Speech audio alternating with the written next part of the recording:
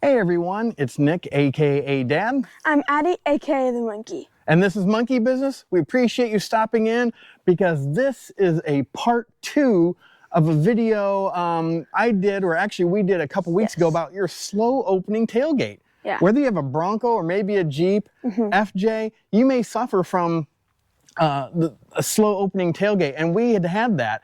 And we thought we'd remedied it, but then had a failure. Yes. So I wanted to go over this video with you on what we did to fix it again, and hopefully this time make it a little bit better. So here's what we did on the Bronco. Check it out. Hey, welcome back to the channel. I'm Nick, aka Dad, and this is Monkey Business Off-Road. And I made a video, it's been a couple weeks ago, about slow opening tailgates. And I think a lot of us that had a 21 Bronco had this issue. Now, I've seen some friends who have got 22s and 23s, and it looks like I get a mix between some that have that slow opening tailgate and some that don't. So I think just the quality of those gas struts that were in the tailgates of these just were hit or miss. So I wanted to make another video because we did have an issue, and just wanted to go over from beginning to end how we're kind of going about fixing the issue again, and what we've come up with this time. So, as Monk would say, let's get started. All right, well right here I've got the original gas strut here. Now you can see that it doesn't want to open all the way. Right now I can't even pull it out. I'm just really feeling like the gas in here is not to total pressure. Something is definitely not right. It is not wanting to push all the way out, which this gas strut should want to, unless it's on a tailgate and the tailgate is shut and locked. Also, the sockets themselves are made of a nylon, hard plastic, and you can see from the openings of these on both the strut side and the shock side, or the gas side, they're both kind of wallowed out just from opening and shutting, and probably us pulling, trying to get that tailgate to open, just so it would be a little bit easier to get in. It just takes some extra time a lot with this Ford one. Now, you know, it says high pressure and that, and so we decided, well, let's look around. So I did some research and found someone else on one of the forums that went to liftsupportsdepot.com and gave a part number and thought, you know what, that looks like that would really work out well. So ordered one. Now, the factory one did open quite a bit wider than what I got from Lift Supports, but that was fine. This one is the one I got from Lift Supports. It opened 29.52 inches, which pretty much got me to about a 90 degree when I opened up the tailgate. Now this was, like I said, liftsupportsdepot.com. This was their strong arm, and what it also had was nylon, both on the gas side and the strut side, whatever you want to call the push rod here, but it had nylon ends. Now the thing is, this had a force of 81 pounds, I believe is what it is. So it was a lot stronger, but as you saw in the very first video we did, it opened very quickly. The tailgate didn't hesitate. You pulled the handle, it opened right away, and you kind of had to hold the tailgate because it would open with so much force. And therein lied the problem. If you didn't catch the tailgate, it would swing open to 90 degrees and stop abruptly, because that's all this gas strut had as far as length. After a while though, what ended up happening was, if you can see here, that nylon finally just gave out, just broke in half at the end. That's the side that connects to the tailgate, and it was while I was out and about. So I ended up going, well, that stinks. So I kind of went back to the drawing board and started talking with liftsupportsdepot.com and said, hey, it failed on me. I'd like to buy a new one, but I mean, if the warranty will cover it, that'd be great. And talked to a lovely young lady online, believe her name was Tina, and did a great job. She asked me what I was using it for, and decided to go with another one that they had.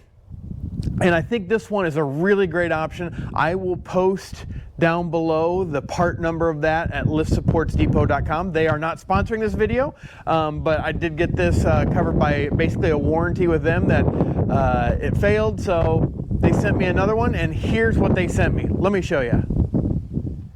All right, so the new strut's already on the Bronco, so I figured I'd just show you how well it opened. Does take a little bit of a tug to get it kind of started, but as you see, opens pretty quickly, and let me show you here. It definitely goes past 90 degrees if you can, once I pan you over here. Because I've had a lot of people ask me, you know, the original, or the second one we put on did not go past 90, just took you to 90 degrees. But the new one definitely goes past 90 degrees. This one has just over a 32-inch fully extended length to it.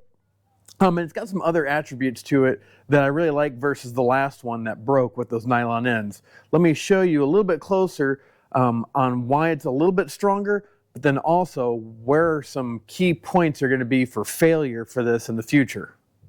All right, some key points here on this lift from liftsupportsdepot.com is the ends are not nylon. They are metal. I'm not sure if it's brass or something like that, but it's definitely some kind of metal on both ends here. We'll get you into that one is also metal. So both sockets are metal.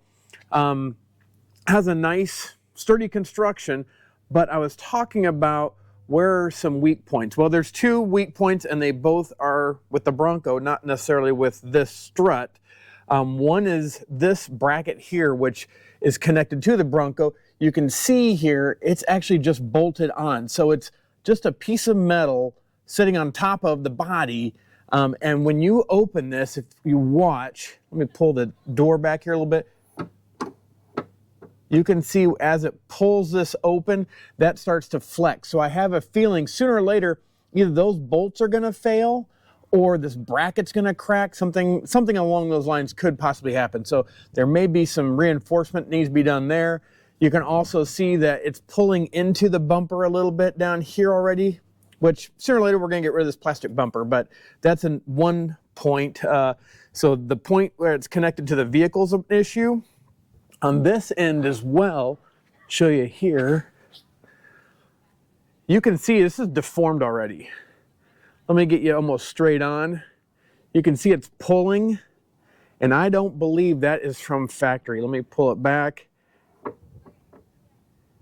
So that again is going to be a point of failure.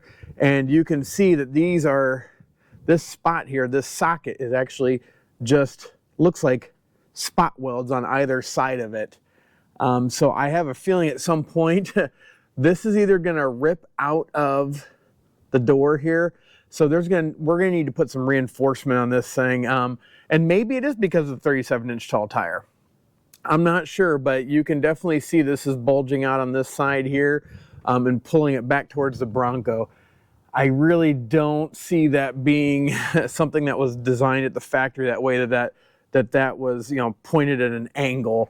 I'm pretty sure it's pulling it. So yeah, that is some things we'll have to keep an eye out for, but this is kind of part 2 of this whole slow opening tailgate.